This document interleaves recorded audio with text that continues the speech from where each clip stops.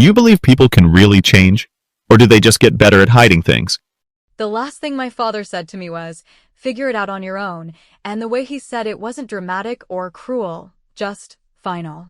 Like someone closing a door they never planned to open again. No yelling. No slammed fists. Just a line drawn so cold and so clean it sliced through the last pieces of whatever trust we had left between us. I was 18, angry, and probably a little smug about finally leaving that small town behind. I thought I was making a choice. I didn't realize then that I was lighting a match I could never unstrike. That summer was thick with heat and tension. My dad, Tom Monroe, was a hard man, not in the way people romanticize toughness, but in the real, quiet way that makes you feel like every interaction is a test you're meant to fail. He was one of those old school, earn your place kind of men. He never really hugged me growing up unless someone else was watching. He wasn't violent, not physically, but he knew how to make words bite harder than a slap, especially when they came out sounding like facts instead of opinions. And my mom, Kathy, was the kind of woman who had learned to survive him, which meant she was the queen of flinching with a smile. She always looked like she wanted to say something but never did. That silence wore on me more than any of Dad's monologues. It started with college. Or rather, it started when I said I wanted to go to a college that was 2 states away, not the community college in town he kept pushing like it was the only realistic option for someone like me. He acted like the idea of me wanting something bigger was some kind of betrayal, like ambition was a personal attack on his values. The argument that finally broke things wasn't even long, it was just sharp. I told him I wasn't asking for permission, just letting him know I was going. He laughed quietly, the kind of laugh that says, "You'll be back," then leaned forward at the dinner table and said, "If you think you're grown, then figure it out on your own. Don't come crawling back when it doesn't work out." I remember the way the overhead light flickered above us, like the damn house was warning me this moment mattered more than I realized. I looked at my mom, expecting, I don't know, something. A protest. A word. Even a glance. But she kept eating. Like I hadn't just been exiled from my own family. I left that night. I had already packed most of my things because deep down I knew this wouldn't end with hugs and matching t-shirts from Target that said, "Proud College Dad." I had one duffel bag, my acceptance letter, and a full-ride scholarship that covered tuition and housing barely. I took a Greyhound bus that smelled like desperation and bathroom cleaner, and as it pulled away from the station, I didn't cry. Not yet. That came later, when I was alone in a dorm room with no sheets, no lamp, and no one to tell me what the hell I was supposed to do next. But before that, in those last hours at home, I gave my dad one last chance to say something human. I stood in the doorway, keys in my hand, my bag already in the car, and said, "You really won't even say goodbye?" He didn't look up from his newspaper. Just flicked the corner to fold the page and muttered, "You made your choice." That was it. For words. No eye contact. No acknowledgement that the kid he'd raised for 18 years was walking out the door without a plan, just a dream and a deep, gnawing anger that I wore like armor. The truth is, I didn't leave just because I wanted a degree. I left because I couldn't breathe in that house anymore. I left because every day felt like shrinking. Like I had to make myself smaller to keep the peace. And once you get used to silence, to avoiding eye contact, to walking on eggshells, you start to believe that's normal. It's not. I knew I had to get out before I became like my mom, quiet, compliant, and slowly fading into the wallpaper of someone else's life. The bus ride was long, bumpy, and mostly filled with strangers who either slept or stared into the void like I did. I remember a guy sitting across from me, middle-aged, smelled like cigarettes, asking, "You running from something or to something?" I didn't answer. But the truth is, it was both. I was running from a man who thought love was conditional, and toward a life where I didn't have to earn approval just to exist. And yet, in those first few days at school, surrounded by kids with parents dropping off mini fridges and hanging up curtains, I felt like a ghost. Nobody tells you how invisible you feel when you show up to a new place with nothing but what you could carry. My roommate's parents brought cupcakes. Mine hadn't even texted. I didn't even know if they knew I made it safely. Maybe they didn't care. Or maybe they were just waiting for me to fail so they could say, "Told you so." I promised myself I wouldn't give them the satisfaction. That first week, I started keeping a notebook. Not a journal. Just notes to myself. Goals. To-do lists. Quotes. One page had just 3 words, written in all caps: "Don't go back." And I didn't. Not once. Not for holidays. Not for birthdays. Not even when my cousin got married and begged me to come home for just the weekend. I became a ghost in my own family. And somehow, that gave me strength. Like disappearing was my way of winning. But the thing is, no matter how far you run, those voices stay with you. Every time I doubted myself, I heard my dad's voice, low and disapproving, in the back of my mind. "It's not gonna work out." That voice became my fuel. I wanted to prove him wrong so badly it kept me awake some nights. And part of me knew that when the day came, if it ever came, that I stood on a stage with a diploma in my hand, I wouldn't invite them. Not because I wanted to hurt them, but because I didn't want to give them a seat at a table they never helped build. The crazy thing? I always pictured that day. Me in my cap and gown, smiling, surrounded by people who believed in me.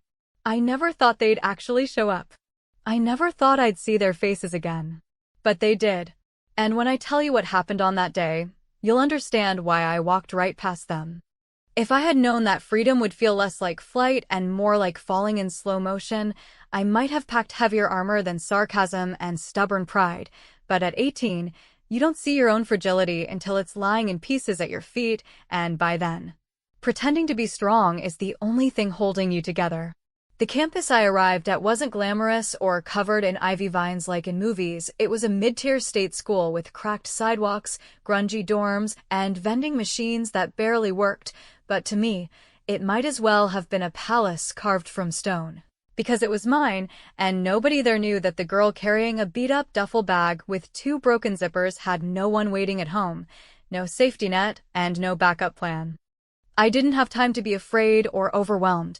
Between the work-study assignment I started on my second day, where I helped clean equipment in the student gym before sunrise, and my evening shifts at a local diner that paid just enough for groceries and laundry tokens, I spent most of that first semester in a kind of dazed survival mode, functioning on caffeine, pride, and the quiet rage that burns hotter when you feel discarded by the people who were supposed to love you unconditionally. My roommate, Haley, came from money, not obnoxiously so, but in the way you could tell she'd never had to wonder if her next meal would be ramen or crackers, and though she was kind in that awkward, well-meaning way that made her offer me rides to Walmart and share her peanut butter, I kept my distance, because people with soft hands and 2-parent households had a way of looking at you like you were a project or a stray dog they didn't know how to feed. It didn't take long for exhaustion to become my baseline. I used the 24-hour library as my makeshift refuge, sleeping with my head on a pile of books, setting alarms on my phone to wake up before campus security started their early morning rounds, and blending in just enough to avoid questions. The janitor, an older man named Jerry who had been working the night shift for nearly 20 years, started leaving a spare blanket under the table near the back corner, where I usually passed out after finishing assignments. And though we never spoke more than a few words, I think he knew. He never judged me. Just nodded every time he walked by, like he was saying, "I see you, kid," and sometimes that was more kindness than I knew what to do with. Classes were manageable, not easy, but manageable, because school had always been my thing, the one place where I could control the outcome, where effort translated into results, and where I didn't have to pretend to be anything other than what I was. A girl who was smart enough to earn her place, even if she couldn't afford to decorate her dorm like the other girls or spend weekends drinking seltzers at frat parties. I spent nights at the diner washing dishes until my hands cracked and mornings typing essays while chewing gum to stay awake, and, through it all, not once did my phone ring with a call from home. Not once did I hear my mom's voice saying, "We're proud of you," or even asking if I was still alive. Except once, 3 months in, when midterms were eating everyone alive and I was working 2 back-to-back shifts to cover a new student health fee I hadn't budgeted for, my phone buzzed during my break, and it was a voicemail from my mother. Her voice was as thin and cautious as I remembered, like she was tiptoeing across eggshells even in a recording, and all she said was, Your dad says you need to apologize. He's still upset, but he's willing to talk if you're ready to come home and be reasonable. Reasonable. That word echoed in my chest like a gunshot because I knew exactly what she meant by it. Reasonable meant shrinking. Reasonable meant pretending it was okay that he told me to leave without blinking. Reasonable meant going back to a house that had never felt like home and swallowing my pride like a bitter pill. I didn't respond. I didn't delete it either. I just let it sit in my voicemail box like a reminder of the version of myself they still believed existed, the obedient daughter who'd fall back in line when the world got too hard. That night, after my shift, I stood in the kitchen of the diner with the envelope they had sent a week earlier, a check for $200 marked emergency use, and I tore it into strips. Not slowly. Not dramatically. Just with the cold precision of someone who had decided that no amount of money could ever buy back dignity. I stuffed the shredded pieces into an envelope, wrote "Return to sender" on the front, and mailed it back the next morning before class. I think that was the moment I truly crossed the line from needing them to being done with them. There was no ceremony, no big revelation, just a quiet kind of rage and grief tangled together into something sharp and unspoken. I wasn't doing well. Not in the way people define success. My GPA was hanging on by a thread, my clothes smelled like French fries most days, and my diet was a rotation of cafeteria soup and the diner's staff meal, but for the first time in my life. Every hard thing I was doing was mine. Every choice, every mistake, every damn struggle was one I had earned with no strings attached. I began to find small ways to reclaim space in a world that had never made room for me. I applied for scholarships I barely qualified for, talked my way into tutoring jobs, and signed up for research assistant gigs that paid in bookstore credits. I stopped comparing myself to the girls with weekend trips and daddy-sponsored cars and started measuring myself against the only thing that mattered, who I was becoming when no one was watching. That version of me, the one who studied flashcards while wiping tables and learned to stretch $10 across a week, was someone I could respect, even if nobody else clapped for her. But it's funny how, even when you're building a new life, the ghosts from your old one find ways to whisper. They show up in dreams, in the way your shoulders tense when someone raises their voice, or in the random Tuesdays when you see a family eating dinner and wonder what it would have felt like to be loved without conditions. Still, I never called them. Never texted. And every time my hands itched to dial home, I reminded myself of that voicemail, of being asked to apologize for surviving without them. Years later, people would ask me if I missed them, if I ever wished I had just gone back, made peace, accepted that parents are flawed and forgiveness is part of growing up. And honestly, I still don't know the answer. But I do know that the night I slept in the library wrapped in Jerry's blanket, listening to the low hum of vending machines and crickets outside the window, I felt safer than I ever had under my own roof. And maybe that says more than anything else ever could. There's a strange kind of power that comes from erasing yourself on purpose, from choosing silence not because you're afraid or ashamed, but because you realize, with a painful kind of clarity, that being unreachable is the only way to keep certain people from clawing their way back into your life with apologies that aren't really apologies, expectations wrapped in guilt, and thinly veiled attempts to rewrite the past into something they can live with. After that first year of college, after every night spent scraping dishes, after every shift walking home alone in the dark with sore feet and heavier thoughts, I stopped waiting for someone to notice I was gone. Stopped hoping that maybe my parents would show up with something real, something human, something beyond a check or a voicemail that asked me to bend back into a shape that suited them. By the time my second year started, I had fully disappeared in every way that mattered. I changed my number, closed every social media account that had my face on it, and updated my university records with a campus mailbox address instead of my permanent one, because the idea of them showing up uninvited, trying to force a reunion I hadn't asked for, made my stomach twist in ways I couldn't explain. I didn't leave breadcrumbs. I didn't send holiday cards or even passive-aggressive emails. I became a ghost with a student ID, blending in with the quiet kids in lecture halls, the ones who sat near the back, took notes religiously, and kept their heads down when professors asked for volunteers. If anyone noticed how rarely I talked about my family, they didn't ask, and that silence, the mutual agreement not to dig, felt more comforting than any fake sense of closeness I'd grown up with. There were moments, of course, when the loneliness crept in, slow and sharp like cold air under a door you forgot to seal. Like the Saturday my roommate's dad showed up with takeout from her favorite Thai place and stayed to help her build a new desk, laughing while they argued over the instructions. Or the winter break when nearly every room in our apartment emptied out and I stayed behind, eating instant mashed potatoes with a plastic fork because even the dining hall was closed and I couldn't afford a train ticket anywhere else. I told myself I preferred it that way, and in some ways, I did. There's a certain peace in not pretending, but I'd be lying if I said it didn't sting sometimes, in small, precise ways. Like walking past the father-daughter dance flyers at the student center or overhearing classmates talk about how their parents sent care packages stuffed with snacks and handwritten notes. But I never let myself dwell on it for too long. Instead, I poured myself into motion, into the kind of relentless routine that left no space for sadness. I doubled down on my work, picked up extra hours, and kept pushing through classes like they were rungs on a ladder I could climb out of the past. I got used to being tired. I got used to cooking lentils 3 different ways to make them last a week. I got used to saying no to plans I couldn't afford and yes to every opportunity that might lead to something more, tutoring jobs, unpaid internships, research assistant roles where I spent weekends inputting data for grad students who barely knew my name. Somewhere along the way, I stopped wondering what my parents thought, whether they felt guilt or regret or even mild curiosity about the daughter they'd told to fend for herself. I figured they had written their version of the story already, one where I was the ungrateful child who walked away, who couldn't take criticism, who chose distance over reconciliation. People like my dad always made themselves the martyr in the retelling. That's how they survived the discomfort of being wrong.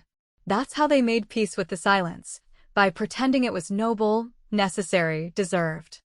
Then, in the middle of spring semester my junior year, something strange happened. I received a letter, not a bill, not a flyer, not a form, an actual letter, addressed by hand, from my high school principal, Mr. Leonard, who had always been one of the few adults I trusted back then. Someone who'd given me the keys to the library after school when I needed a place to think. I opened it slowly, confused and more than a little suspicious, and inside was a brief note that said, "Thought you should know your parents came by asking questions last week.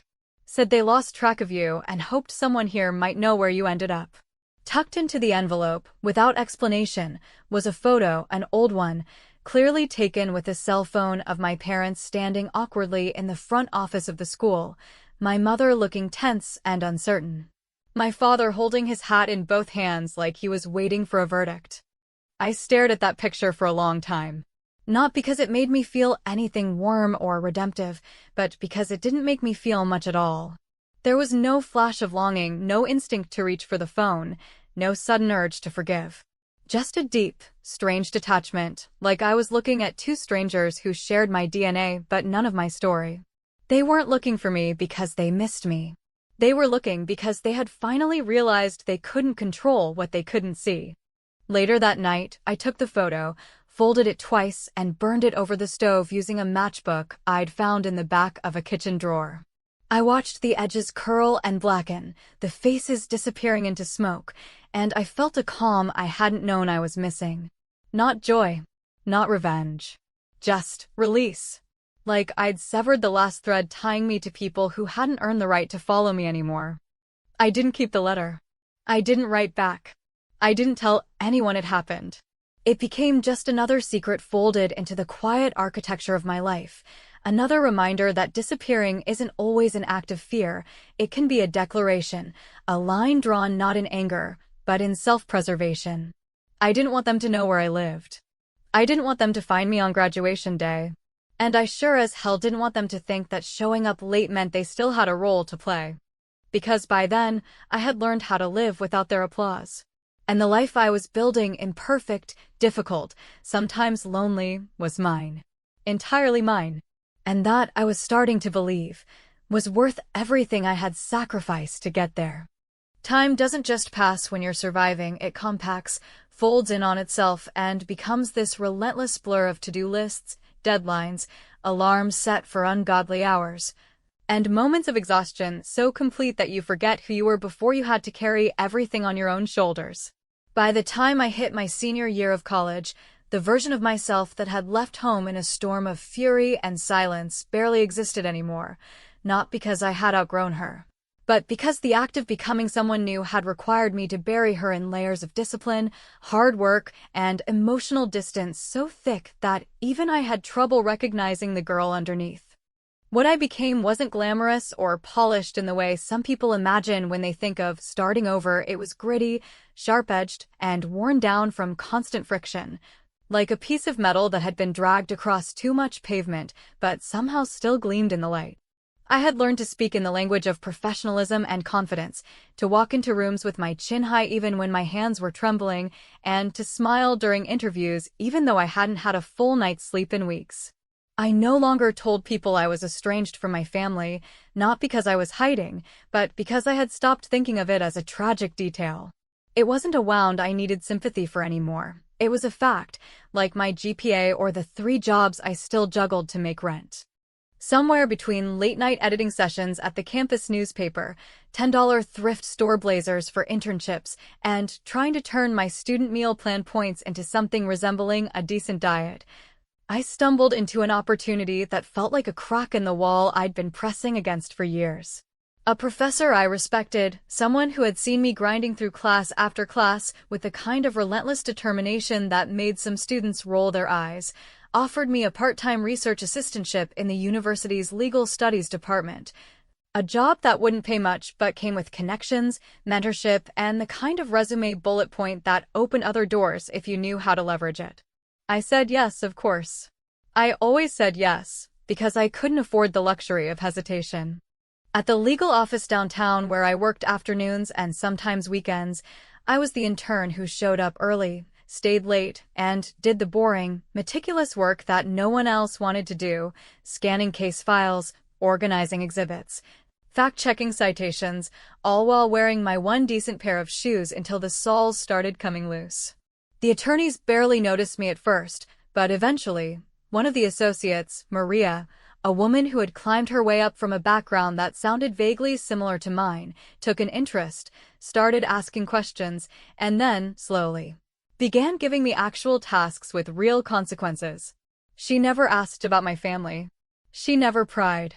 But she looked at me like she knew exactly what I had given up to be standing where I was, and sometimes that quiet recognition felt more valuable than any paycheck.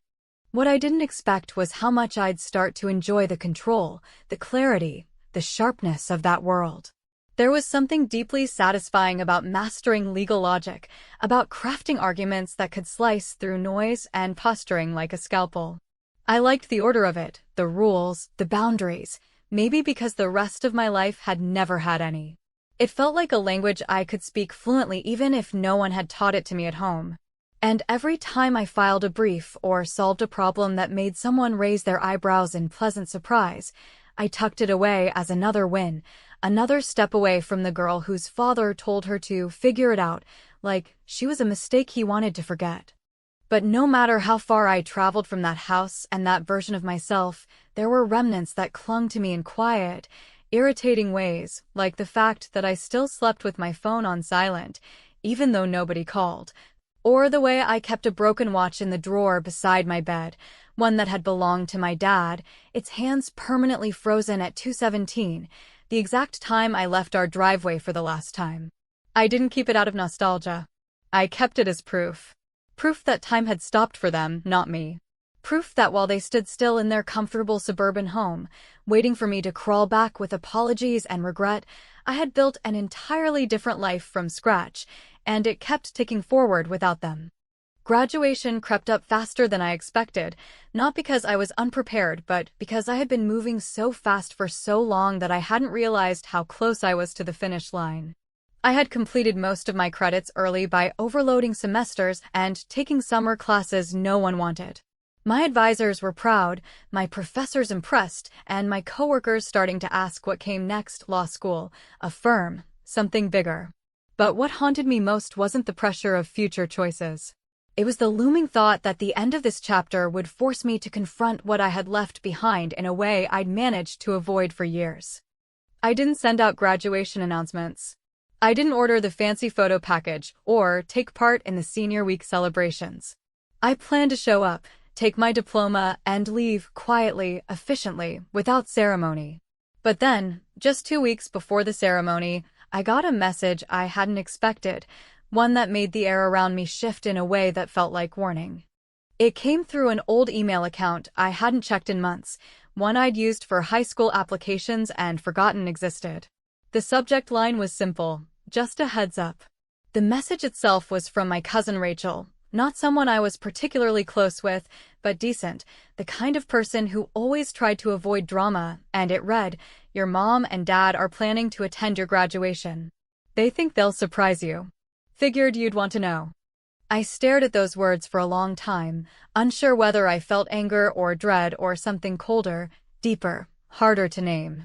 For 4 years, they had let me vanish, let me struggle in silence, let me claw and scrape and earn every inch of my survival without lifting a finger to help.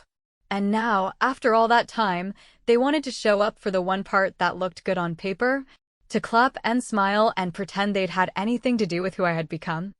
I closed the email. I didn't reply. I didn't cry. I just sat there, still as a stone, and decided that whatever happened on that stage, I wouldn't let them rewrite the story. They had chosen silence. They had chosen distance. And now they would have to watch, if they could find me, what becoming someone else truly looked like. Not with vengeance, not with bitterness, but with the cold, undeniable reality of a life built entirely without them. There's a specific kind of stillness that comes in the minutes before a ceremony begins, the kind of stillness that doesn't mean peace or calm, but rather a thick, almost unbearable tension, like the air itself is bracing for something to snap. On the morning of graduation, I stood in front of the bathroom mirror in my nearly empty apartment, slipping my arms into the stiff polyester sleeves of my gown, fingers trembling not from nerves in the traditional sense, but from something far more ancient and primal, something like confrontation mixed with memory.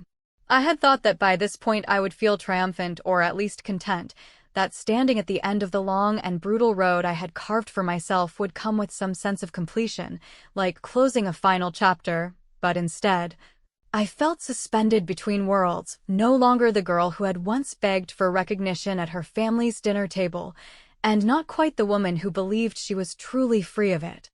The cap felt awkward on my head, sitting too high no matter how I pinned it, and I had to laugh, quietly, to myself at the irony of it all, that after surviving 4 years of hunger, doubt, exhaustion, and silence, the thing that was going to break me was a crooked hat.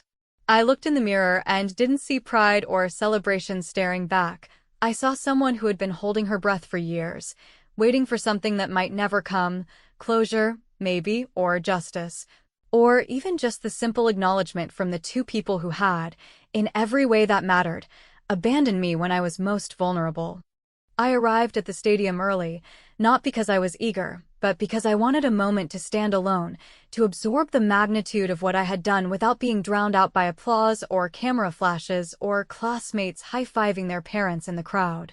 The seats were filling up quickly, families in coordinated outfits, little kids with glittery signs, grandparents leaning on canes, all of them buzzing with the kind of joy I had stopped hoping for a long time ago. I kept my head down, my name tag pinned neatly to the front of my gown, and found my seat in the 3rd row. The woman beside me was talking about her mother flying in from Portland. The guy on my other side was texting someone labeled Mama Bear. I turned my phone off.